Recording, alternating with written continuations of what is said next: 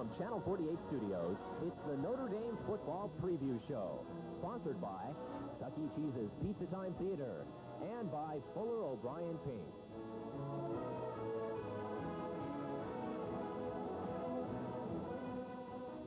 Good evening, and welcome to another Notre Dame Football Preview Show. My name is Terry Daly. I'm your host for this evening's show. We really have a fun and exciting show tonight. We have two very, very special people that I think are going to be able to tell us some things which vicariously most of us would like to participate in. I'm talking about Mr. and Mrs. Bill Shiner from Sunnyvale, California, who are the parents of Mike Shiner, who has been the starting offensive tackle for the Fighting Irish for the last 3 years. Bill and Carla, welcome to the show. Thank you, sir. Thank you, Terry. It's nice to have you. I should have said in my opening introductory remarks that you two are responsible for creating a large part of the 1983 Notre Dame football team. How big is Mike? He's 6'8" and about 275. 6'8", 275, and I spoke with Ron Jaworski last week on our show in which we talked about the average weight of the offensive line. Mike really just holds up his share of the weight, doesn't he? Yeah, most of the time. I was, Carla, I got to ask you this because I'm sure there'll be a lot of people out there. A boy that's 6'8", 275, how many pounds was he when he was born? He was 9 pounds, 14 ounces. Well, I was 10 pounds when I was born, but somewhere along the line, we got our signals crossed. As you can tell, this is going to be a really fun and exciting program, and we have some things that I think you'll be interested in knowing about the recruitment process, about what it feels like to be the parents of a Notre Dame player, the experiences that they've had, and a dream come true for Bill Shiner. We're going to talk about all these things as soon as we come back from this commercial message.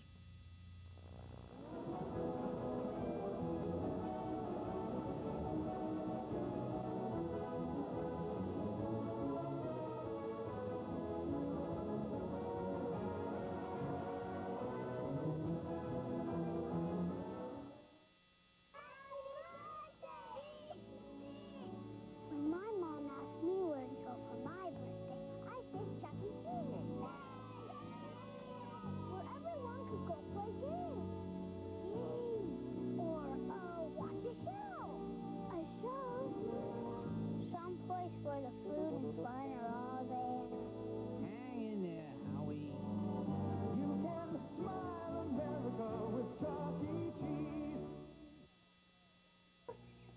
Some of that Fuller O'Brien foolproof paint that's on sale. What colors? Colors. Sure, we've got azure blue, woodland mist, brandied rose, Arabian nights, sweet lavender, Wedgwood, rainy river, patch of blue. Fuller O'Brien Foolproof Paint. 685 colors on sale for $9.99. Party gray, pink luster, and deep splendor. I think I'll take a gallon of white.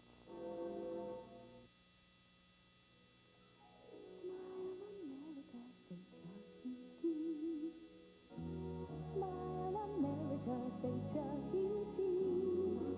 Food and games and all kinds of pieces. For a taste of pizza time theater, you can smile, America. Smile, America. Smile, America, say Chuck E. Cheese.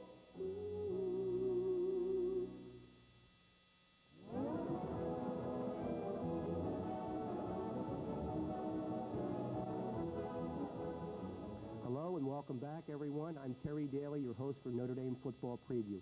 I'm here with Bill and Carla Shiner, the parents of Mike Shiner, starting offensive tackle for the Fighting Irish. Bill and Carla from Sunnyvale. Bill, Carla, I guess the first thing I think a lot of people would want to know is how did Mike happen to come to Notre Dame, or to go to Notre Dame? Did he always want to, or is this something that just came about as a result of his last couple of years in high school, or what? Well, I probably had a little bit to do with that. I've always been a very staunch Notre Dame fan most of my life. As a kid, I went to a small school named Notre Dame, and actually become a Notre Dame fan, as every kid did, because that's your school. So anyway, I raised the kids. They watched me watching Notre Dame football every Saturday, and as a result, they fell right in the line. They didn't have much of a chance, really. Sort of brainwashed from the very beginning? Yeah, more or less, yeah. Did you teach them the victory march at about 5 or 6? Oh, yeah, they knew the words. We even bought a record one time. Had all the college marches on. Had Notre Dame on there. How many children do you both have? We have 2. Okay, I and, have a younger son, and what's your younger boy's name? Rob. How old is Robbie? He'll be 20 next month. Is he, he's going to school locally now, isn't he? He's at De Anza College. And is he playing ball there, too? He plays baseball. He's a baseball player. Are the boys really close? I would think when you have one son who's playing big-time football for a big-time college team, and the other boy is playing locally here and playing baseball as opposed to football, have there been any jealousies or rivalries between the two? Well, there probably have been through the years. Quite naturally, there would be in some instances, but not anymore. And it was never a major thing. Mike always shared everything with Rob, and Rob always shared with Mike. And today, they're very close. Very close. Rob is very proud of Mike. And, Little brother, you know, is his biggest fan, so. Yeah. When did you first start to get the feeling that that Mike was going to be going on and doing as well as he's done the last few years? Oh, probably about his junior year in high school. Sophomore year, we got some feelings. We got one letter from one college. I believe it was Cal. And then the junior year, we started getting a lot of letters from a lot of colleges. And but the senior year, we had a whole lot of letters from a whole lot of colleges, and we went to work and tried to pick one. Now, he played 3 sports at Fremont High School? Yeah, he did. He actually, well, one year he played baseball, football, and basketball. And then because of the working out that was necessary for football and basketball, they had him stop baseball. So then he played basketball and football his last 3 years. You know, a lot has been said, a lot has been written about some of the evils of college football, the recruiting, the pressures that go on. You two have experienced this firsthand, the highs and the lows, the good parts and the bad. We've talked a little bit about it just before we came on the show. Maybe you could tell us about the recruiting, your feelings. When did it really start hot and heavy for Mike? Was this actually his senior year or junior year? His senior year. And It became very involved at that point. A lot of people showing up, talking to you, wanting to talk to the parents, wanting to talk to the son. they have to convince the parents first. Oh, yeah, you're part of it. You're a major fan of it. They know that. How many schools was Mike recruited by?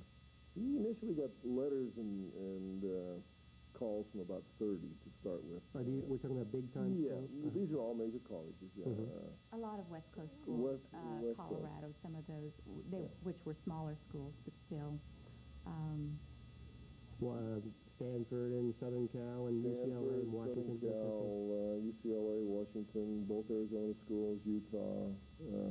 The only Eastern or Midwestern school would have been Notre Dame. Nobody further west than probably Colorado recruited him.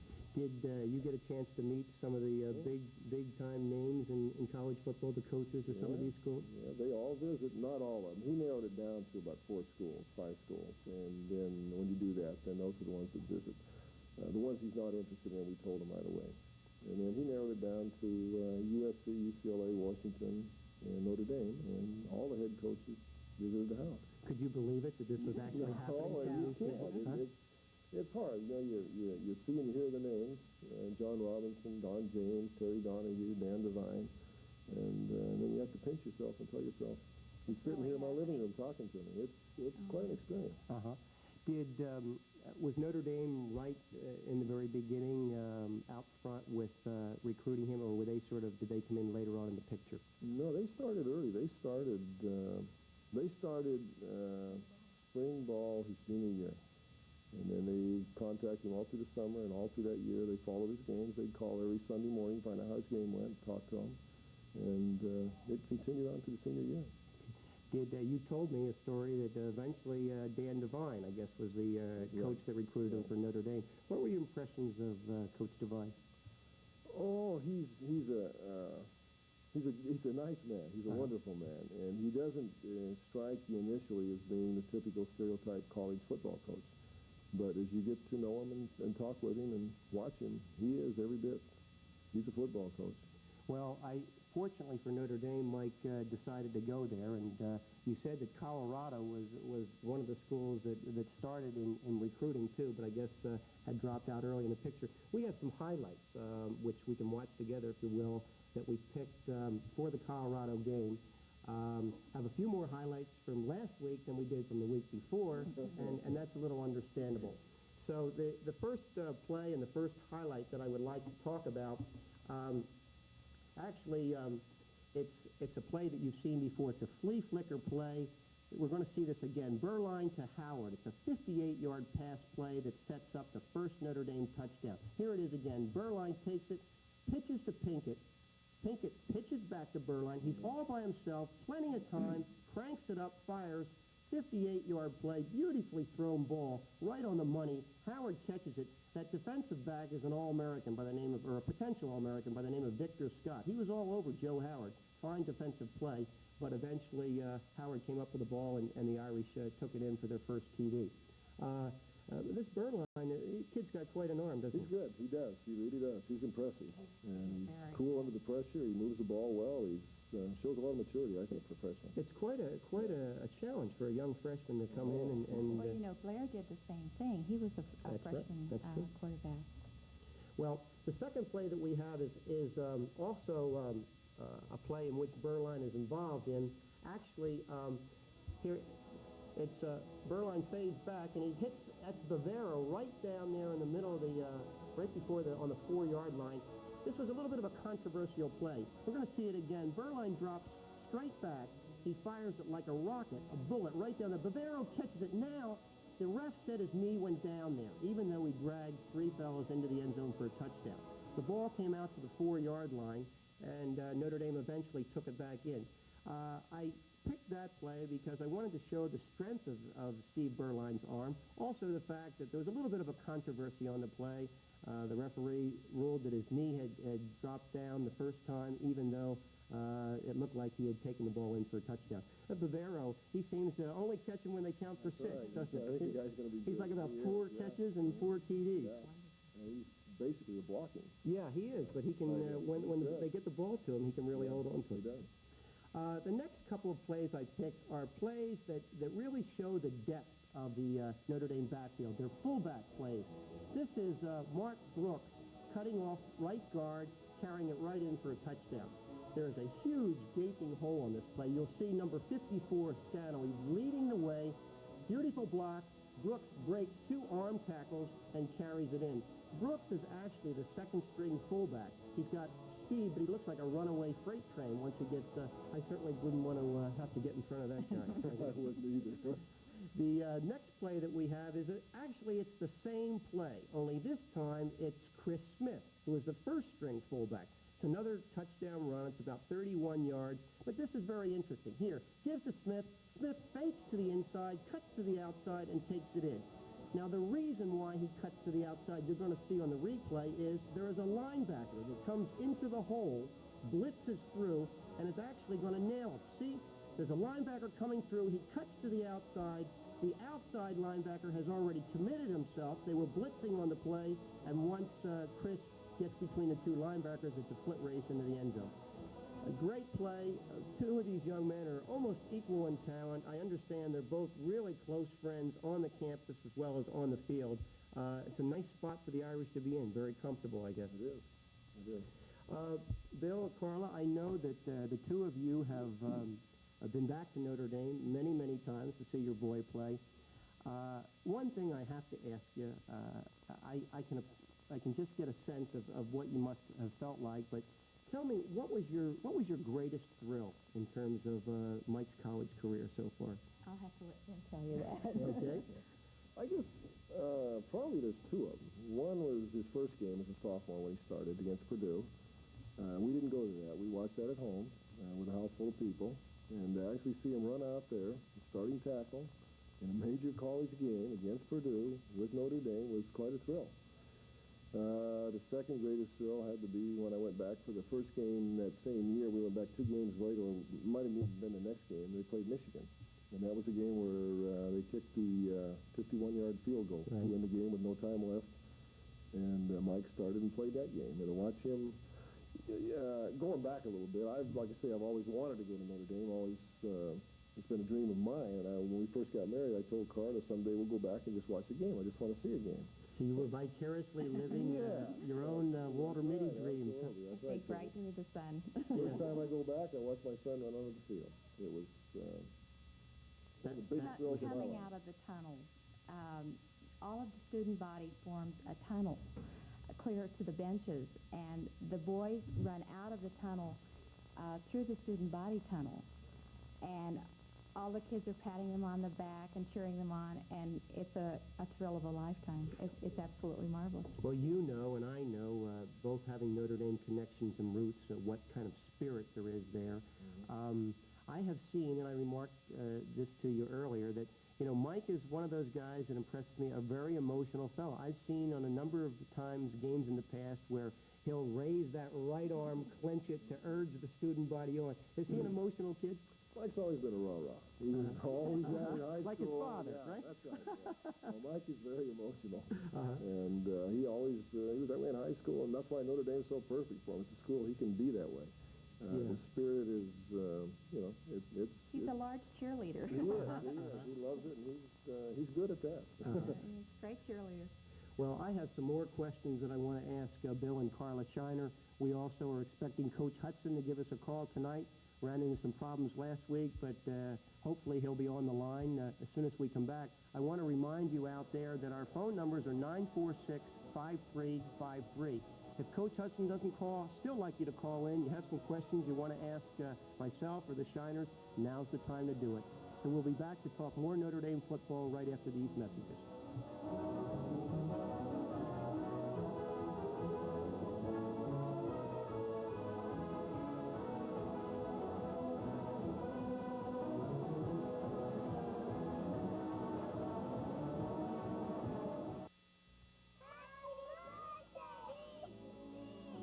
When my mom asked me where to go for my birthday, I said Chuck E. Cheese.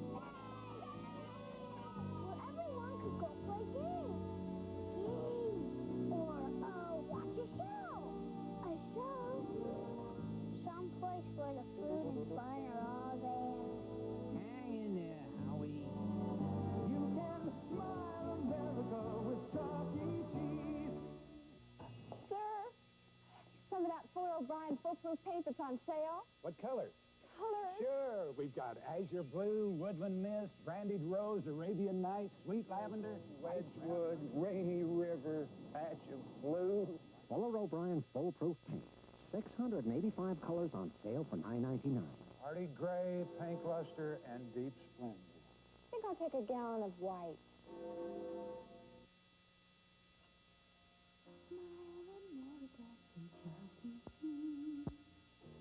Smile America, say Chuck E.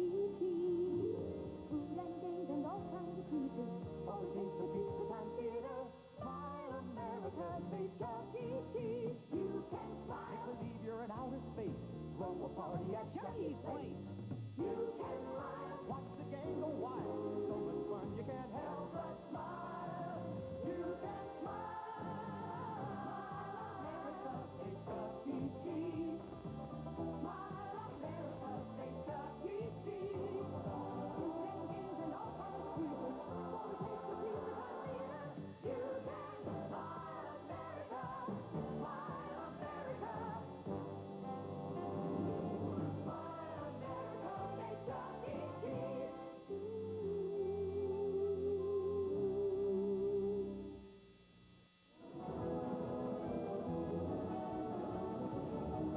Good evening. Welcome back. I'm Terry Daly. We're doing the Notre Dame football preview show, having a lot of fun with Bill and Carla Shiner from Sunnyvale here. I understand that Coach Hudson is on the line. I'm going to connect this and see if we can talk about tomorrow's ball game. Hello, Ron? Yes, Hey, it's Terry calling. Terry. How you doing? All right. How things look for tomorrow's South Carolina game? Well, you know, it didn't look a lot better if we had Mike Shiner playing. I should have said in the beginning, Ron, you already you're a born politician. Mike's parents, Bill and Carla, are here with us tonight. That's right. How y'all doing? Fine, Coach. Fine, Coach. Notice I said y'all because that's where I am. I know. We wish we were there with you. That. Ron, we got a chance to talk a little briefly this week. Had a couple questions. We already have some viewers that want to ask you some questions, so I'll be brief. I guess the first question is, you know, Southern Cal really took it on the chin with South Carolina last Saturday night. So we got a pretty tough ball club that the Irish are facing tomorrow night. What do you expect from the Gamecocks? Difference with this team versus the other teams we've played thus far, and probably those that we will play in the future, is this team is incredibly quick. They're not real big, although their two defensive tackles are both 296 and but they have great quickness, but their speed is something that's very impressive. Their secondary is average, but their two inside linebackers are exceptional. They run the veer, which is a deceptive type of offense, which sometimes can catch you off guard, not only by misdirection plays, but also the pass is set up very effectively with this kind of offense, and we haven't seen this kind of offense thus far this season, so it presents a real problem. The biggest problem of all, I would have to say, is the crowd noise level here. This place holds 77,000, and the seats are steel, so they start, or steel or aluminum, I should say, and they start banging on these seats, and it's very USC lost their composure last week and let the crowd actually get so involved that it got in the way of their game plan, and eventually South Carolina blew them out in the fourth quarter. So we're going to try to keep Steve Berline or Blair Keel from doing or reacting to this type of environment. Ron, you anticipated a little bit about my next question. Is Steve going to start tomorrow? He will start tomorrow, yes. You know, we talked earlier a couple games ago, and you told me that if you had your druthers, as far as a freshman quarterback goes, you'd sort of like to phase him in gradually and hopefully not put him in too many pressure situations. Unfortunately, you know, that hasn't worked out as far as the Irish are going this year. Is there anything special, or does the fact that Steve is a freshman, he's in pressure situation, he's had to come in and take over right away, does that create any particular special problem for you? Do you have to tailor your coaching in a particular way to compensate for his being only a freshman? Oh, no question about it, Terry. I'm not blessed with a great deal of hair on top of my head. Hey, knowing that I have to go into a game of this nature with an 18-year-old, it doesn't help out that fact. But I think what we've done is tried to simplify his reads, tried to give him a fewer checks, so he can build confidence in the system for that particular game. We didn't throw the ball much last weekend because he did well early, and we wanted him to come out of the game with a positive, good feeling. We wanted the team to believe in him and start getting more confidence in him, and this is basically what we're trying to do this next week against South Carolina, meaning that we're trying to put him in a position where he can succeed and where he feels that he can lead this team to a victory tomorrow night. So we've spent a lot of time studying together and looking at film and trying to keep it as simple as possible so he can succeed. And don't ask him to do things he's not ready to do. And the last couple weeks really haven't been much of a test for the young man just because the situations really didn't put pressure on him. The Miami game, we were out of it basically when he came in last weekend. We got on top of him so early. But I'd say this week with the crowd level and the fact that this is a much better team than we've seen thus far, this will really test Steve, and he's gonna, hopefully he doesn't make mistakes, but he's so young and inexperienced. Yeah, I guess it'll be really important for him to play within his limits. That's probably, I gather, some of what you're talking about.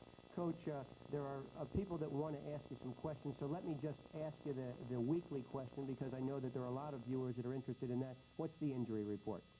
Well, there is something that probably is positive in regards to our situation right now. Obviously, not having Mike Shiner is a real blow to us. We're hoping that he'll be back next week.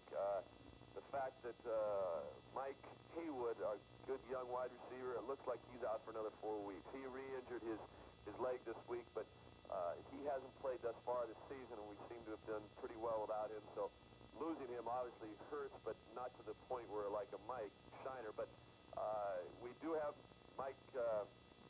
we do have Tim Shiner, I'm getting confused. Tim Scannell back this week, and and Mike Perino did a nice job of strong tackle last week, and so from that standpoint, we're excited about it, and we also have Joe Johnson coming back this week in the secondary. So the injury part of it is not nearly the problem that it has been like for, say, Miami. Okay, Coach, I'm going to put you on hold for a second. Let me see if I can take the first call, and hopefully this will work out okay, all right? Good evening, you're on the air. Hey, Dad. I have a couple couple of questions. It's not directly connected with the ND football team right now, but is there a Notre Dame club on the peninsula?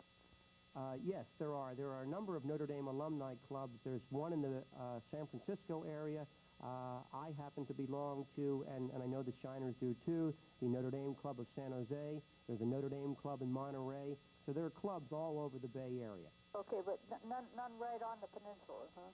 Well, the San Francisco Club encompasses the entire Bay Area. The Monterey Club down at the Monterey Peninsula, and this San Jose Club encompasses the Santa Clara Valley. Okay, the other question is, I've gone to Stanford games for many, many years as a season ticket holder, and I understand from my last question that Stanford's going to play Notre Dame. Will we have a chance through Stanford to get a ticket to go back to South Bend and see a game, which is my life's ambition? Well, I know that that, of course, will be up to the regulations set by the Stanford Athletic Department. They will get a certain allotment of tickets for away games. Now, whether or not you, as a season ticket holder for Stanford, would be entitled to participate in that allotment, I don't know. The games are not scheduled until the late 1980s, so I'm sure you'd have plenty of time to inquire from them, and they'll have a chance to work out a policy that's equitable. Thank you very much for calling. Good evening, line 3. You're on the air.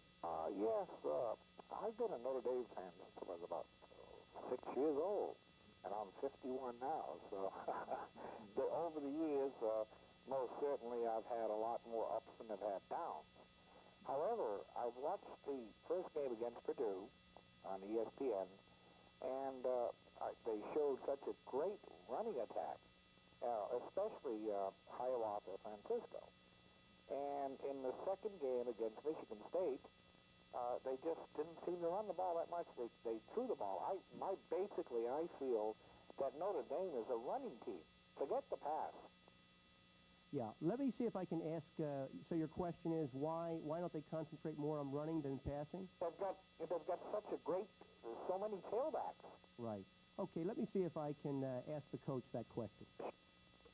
Coach, did you happen to hear the question? No, I did. A viewer was wondering, he said that Notre Dame was so deep in tailbacks and had such an awesome running attack. He was really wondering why they didn't concentrate even more on running and less on the passing game. The previous games? Yes, well, he said that Purdue seemed to be an awesome rushing offense, and yet in the Michigan State game, seemed like they went back more to the pass than to the rush.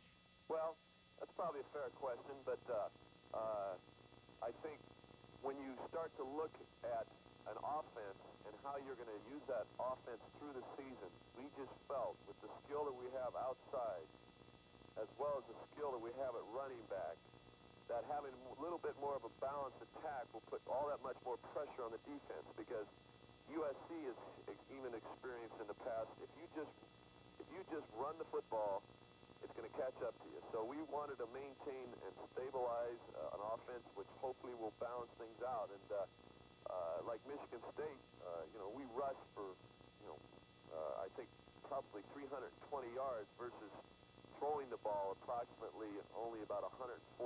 So I think the balance was what we were looking for. Right. And, maybe with the young quarterback, we may well start running the ball a little bit more, especially if Greg Bell comes back like what is anticipated. Right. Ron, again, we're running out of time. Doggone, this ought to be an hour show instead of a half hour. We've got many more things to talk about. Want to wish you a lot of luck tomorrow night against South Carolina, and look forward to talking with you next week. My pleasure, and my regards to the Shiners, and let's just go to work, because if we win this one, we're an awful good football team, because this is about the best team that we'll probably play this year. Sure hope so, Ron. Thanks for calling. Bye now. Goodbye.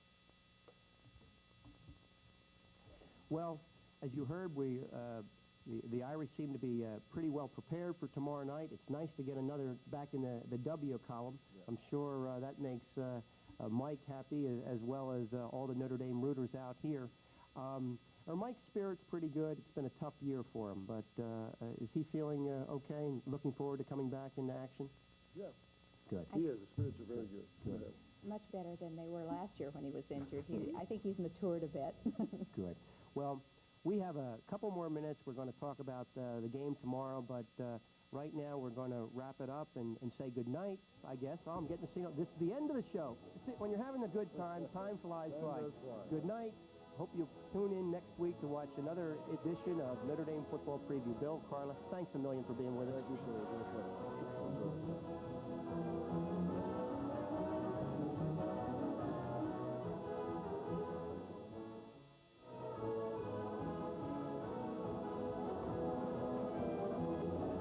The Notre Dame Football Preview Show has been brought to you by Chuck E. Cheese's Pizza Time Theater and by Fuller O'Brien Paint.